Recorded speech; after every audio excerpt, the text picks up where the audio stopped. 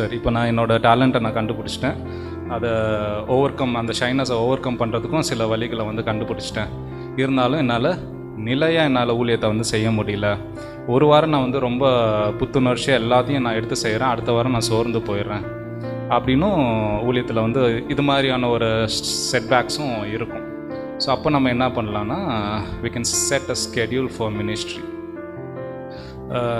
நான் media ministry ரொம்ப வருஷமாக இங்கே இன்வால்வ்டாக இருக்கும்போது நான் நிறைய சாங்குக்கெலாம் வந்து சில சிங்கர்ஸாக பிள்ளைங்கள்ட்ட பேசும்போது, இல்லை நான் எனக்கு எக்ஸாம் இருக்குது, நான் படிக்கணும், இதையே சொல்லிகிட்டு இருப்பாங்க.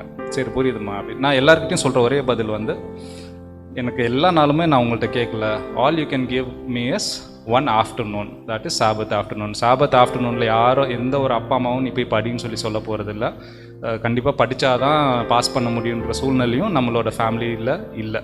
ஸோ அந்த சாபத் ஆஃப்டர்நூனை மட்டும் நீங்கள் வந்து ஊழியத்துக்காக ஒதுக்கும் பொழுது நம்ம கொஞ்சம் கொஞ்சமாக ஒன்றுமே செய்யாமல் இருக்கிற இடத்துல நம்ம ஏதோ செய்வோன்ற ஒரு பாசிட்டிவ் ஆட்டிடியூட் வந்து நமக்குள்ளே வரும். ஸோ அது மாதிரி நம்ம ஒரு ஸ்கெடியூல் வந்து செட் பண்ணிடணும். ஓகே, சாபத் ஆஃப்டர்நூனில் நான் வந்து 2-3 ஹவர்ஸ் வந்து நான் இதுக்காக நான் செட் பண்ண போகிறேன், ஊழியத்துக்காக எனக்கு இருக்கிற டேலண்ட்டை வந்து நான் பயன்படுத்துறதுக்காக நான் ஒதுக்க போகிறேன் அப்படின்னு சொல்லி நம்ம பிளான் பண்ணலாம்.